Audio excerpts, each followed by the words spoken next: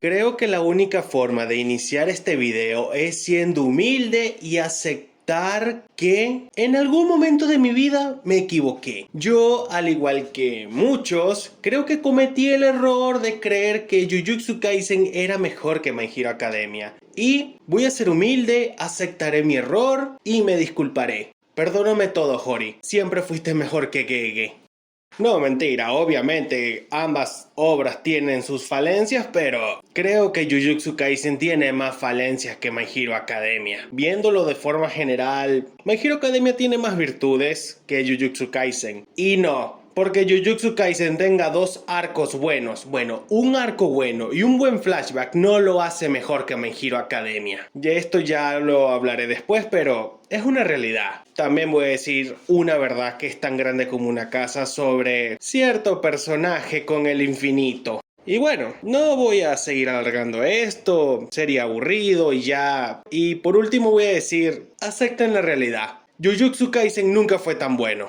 A ver, seamos claros, sinceros y directos. Porque Jujutsu Kaisen tenga dos arcos buenos no lo hace meritorio a ser mejor que My Hero Academia. ¿Y cuáles son los dos arcos buenos de Jujutsu Kaisen? El arco de la batalla entre Tokio con Kyoto y Shibuya. Esos son los mejores arcos de Jujutsu Kaisen. Y si tuviera que agregar uno más, sería el arco de Mahito de los primeros capítulos. Pero de ahí en fuera, Jujutsu Kaisen solo tiene dos arcos buenos, o al menos dos y medio.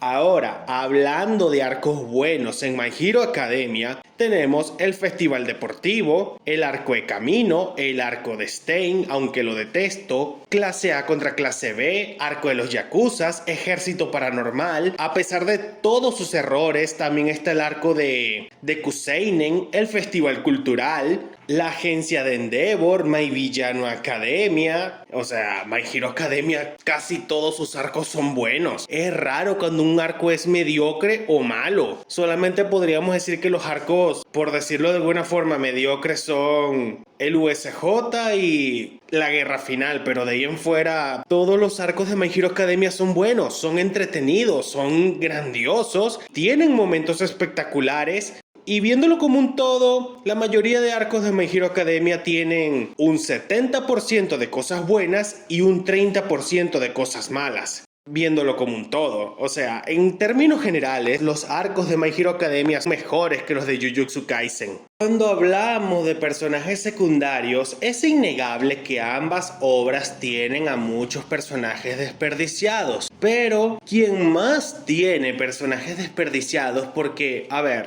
Jujutsu Kaisen no tiene tantos personajes como My Hero Academia. Pero los pocos que tiene no los aprovecha del todo, o los desperdician, o los matan, o simplemente caen en segundo plano y no hacen nada, y simplemente están ahí para rellenar, opinar o decir algo y no tienen una participación que podríamos decir importante. Mientras que en My Hero Academia tenemos personajes increíbles como Endeavor, Kirishima, Tokoyami, Shoji, Jiro, Tsuyu, Uraraka, Aizawa, Midnight Eyes, Hawks, Mon Lady, la mujer stripper, los chalanes de Endeavor, Gran Torino, los antiguos portadores del One for All y varios más. En My Hero Academia, la mayoría de personajes secundarios, sí, no tuvieron el mejor desarrollo o la mejor participación, pero la gran mayoría, o al menos los más importantes, que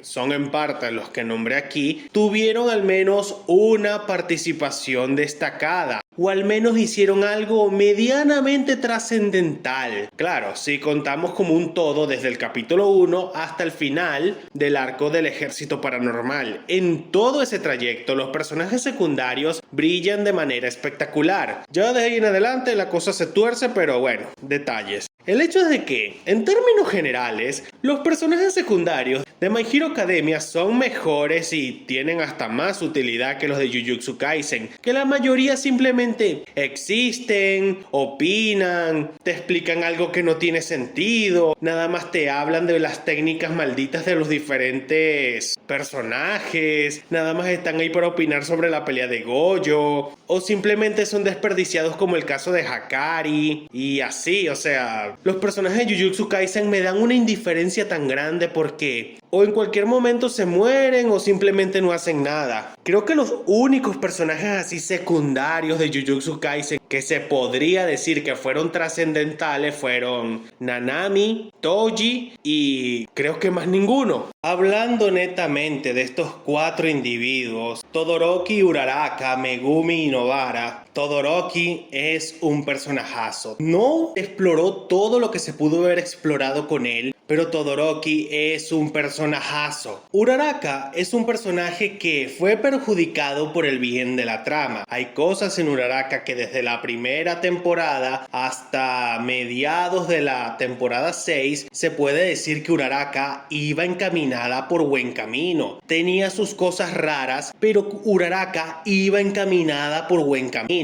Después la cosa se torció por culpa de Toga, pero el hecho de que Uraraka por el 70% de la obra fue un personaje con un desarrollo decente tirando a bueno, eso no lo podemos negar. Uraraka estuvo muy bien una gran parte de la obra. Ahora hablemos del otro par. A ver, Megumi es intrascendente. O sea, Megumi te lo pintan como lo mejor de lo mejor, el tipo que tiene más potencial de todos, el que puede superar a Satoru Gojo, entre comillas. Pero Megumi nunca tuvo una participación que podríamos decir top participaciones de Jujutsu Kaisen ni nada parecido. El máximo potencial de sus habilidades las utilizó Sukuna, pero no él. Él fue un personaje intrascendente. Y hablando de intrascendencia, Nobara es lo más soso que existe en Jujutsu Kaisen. O sea, te la pintaban como la super protagonista femenina, la que rompe todos los esquemas, la que salta por encima de las demás y... no, para nada. Esta tipa vive a la sombra de Nami, Bulma, Orihime, la propia Uraraka y muchas otras protagonistas femeninas. Lucy de Fairy Tail tiene sus cosas malas, pero es 1000 veces mejor que Nobara. Nobara es incluso peor personaje femenino que Mikasa, y eso son palabras mayores. Noel también le da 1000 vueltas a Nobara, e incluso Tamaki de Fire Force le da 1000 vueltas a Nobara. Cualquier personaje femenino, principal, secundario, terciario, de cualquier shonen, le da 1000 vueltas a Nobara. Nobara es un personaje que ni siquiera llega intrascendente, es lo que le sigue, un simple 0 a la izquierda. El tema de los villanos es una cosa seria porque, si lo vemos como un todo, My Hero Academia tiene mejores villanos porque tenemos a Shigaraki, a Dabi, a Overhaul, al patético de Gentle Criminal, a Twice, uno que otro random por ahí que se veía interesante, tales como Muscular, Moonfish y un tipo que salió en la primera temporada, pero es intrascendente. En términos generales, los villanos de My Hero Academia no solamente son más importantes, no son desechables, o al menos la mayoría, o los más importantes que son Shigaraki, Dabi y Overhaul, que son los máximos villanos de My Hero Academia. Ahora, si hablamos de los villanos de Jujutsu Kaisen, Mahito existe y nunca hizo nada. El plan de Kenjaku, nunca vimos qué pasó al final con eso de la maldición suprema y todo eso, fue puro humo. Sukuna se volvió insoportable después de la pelea con Gojo. Yogo está bien, ni fu ni fa, digamos que está aceptable Yogo. Nanami, puro humo, al igual que Dagon, y me estoy olvidando de algún villano. O sea, estos son todos los villanos de Jujutsu Kaisen y la mayoría son intrascendentes. All Might es mejor que Satoru Gojo. vamos a explayarnos aquí un poco. Satoru Gojo es la única razón por la que Jujutsu Kaisen es popular en primer lugar. Y es que todo el fandom de Jujutsu Kaisen vive y respiran por Satoru Gojo. Hasta el sol de hoy hay gente todavía que le duele la muerte de este tipo, pero... A ver, Satoru Gojo estuvo perdido por muchos capítulos, reapareció, lo mataron y fue completamente intrascendente. Después salió el autor a decir que si no se hubiese confiado, él habría ganado. Satoru Gojo no lo quería ni su autor, para empezar por ahí. Y es que, sí, el pasado de Satoru Gojo es increíble y todo lo que quieran, pero que tenga un increíble pasado no justifica el hecho de que Satoru Gojo en términos generales solamente es un personaje con facha, arrogante, narcisista y que, bueno, no sé, me da esa sensación de vacío porque murió de una forma tan anticlimática. Incluso la muerte falsa de All Might fue más catártica que la muerte de Satoru Gojo. O sea, no sé, hay algo aquí que no me cuadra con este tipo. Los primeros capítulos, digamos que estuvo bien, pero a partir de Shibuya la cosa se torció un poco, no sé, hay algo en este tipo que no me cuadra. Digo, su personalidad está bien, pero todo lo que lo envuelve, no sé, me parece algo raro a partir de Shibuya. Duró muchos capítulos perdidos, reapareció, lo mataron y al parecer pudo haber ganado y no lo hizo y no me gusta nada de esto. Satoru Gojo no le llega ni a los talones a All Might. Ahora hablemos de All Might, el engranaje principal de My Hero Academia, el causante de que haya historia y múltiples historias dentro de este universo. All Might es el eje central, él lo es todo en este universo. Todo empieza y termina con él. Todos los villanos tienen un problema con él. Endeavor se convirtió en un hijo de puta por culpa de All Might y tenemos toda la trama de los Todoroki gracias a All Might de manera irónica.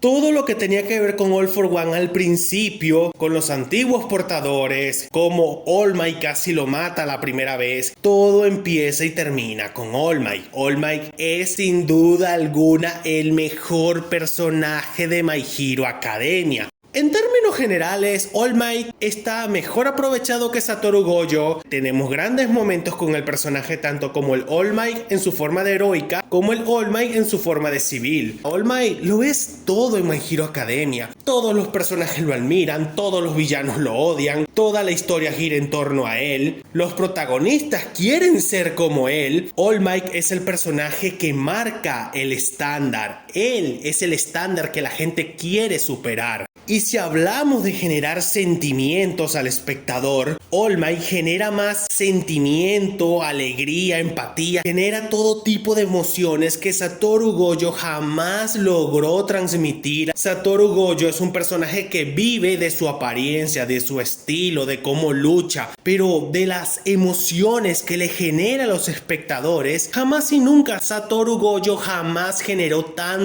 sentimientos como lo sí lo generó All Might. Itadori jamás fue mejor que Deku. Andar sufriendo a cada rato, el no creerte indispensable no te hace mejor protagonista. A ver, hay que ser serios en un punto. Itadori es un gran personaje, no es un buen protagonista, no lo es, jamás lo fue y nunca lo será. Itadori, al igual que Deku, son dos personajes que tratan de imitar de cierta forma a dos personajes protagonistas del shonen que no solamente marcaron época, marcaron el estándar de calidad, y me refiero a Ichigo y a Naruto. Estos dos tratan de imitar a esos dos, pero fracasan estrepitosamente en el proceso. Pero aquí es cuando la cosa la vemos de cierta forma. Itadori trata de emular lo que representa a Ichigo con su humanidad. No lo logra del todo porque siempre se queda media asta. Itadori es un chico alegre, empático, que se puede llevar bien con todo el mundo, pero no es una actitud que debería tener un protagonista en esta clase de serie pseudo realista con magia oscura como Juego de Tronos, pero no lo sé. Hay algo en Itadori que no me deja verlo como un protagonista de verdad. Hay algo que no me cuadra de él y nunca me cuadró de él. Me cae bien, me parece estupendo, pero no me cuadra como protagonista.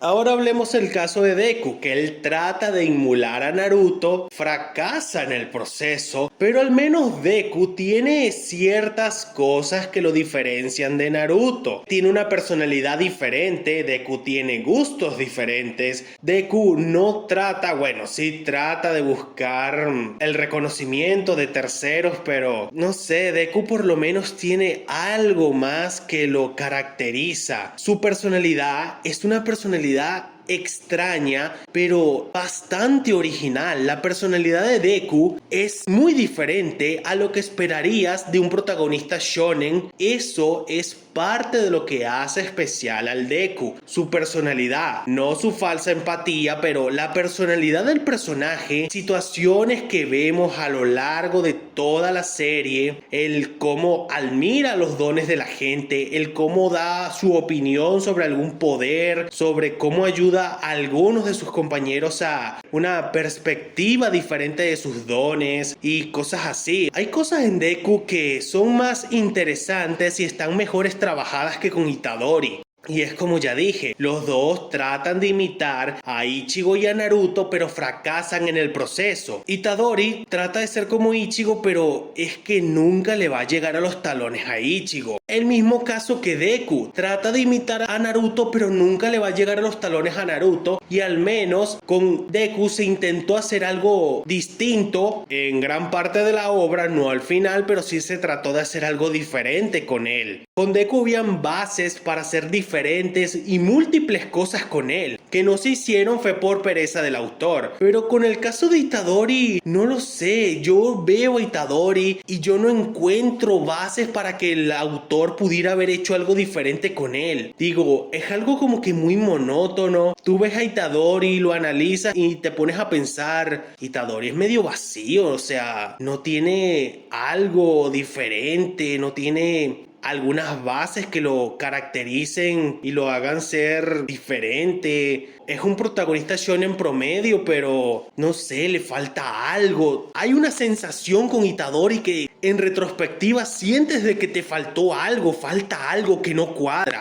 En cambio con Deku no se siente el caso de que algo no cuadra, se siente el caso de decepción porque Deku tenía potencial para ser mejor, Deku tenía todo para brillar, Deku pudo haber sido el mejor prota shonen de la generación. Y a ver, los 5 prota shonen de la generación de Deku, el puesto sería así. El número 1 de manera indiscutida es Shinra, después estaría Asta, después está el propio Deku. Como no conozco el tipo de Dr. Stone, lo ponemos en número 4. Y por último estaría Itadori. O sea, Shinra el número 1, Asta el número 2, Deku el número 3, Senku el número 4 y Itadori el número 5. Y es que, como ya dije, con Itadori siento algo de vacío, siento que algo falta. No sé, yo no veo así cosas como que se pudieron haber trabajado más con el personaje para hacer algo diferente. A diferencia del Deku, que yo veo 1000 cosas que se pudieron haber hecho diferentes y pudieron haber elevado al personaje de manera espectacular. Porque no es nada inventado. Todas las bases para que Deku sea un personaje espectacular están en la obra. Horikoshi las planteó, pero nunca las trabajó.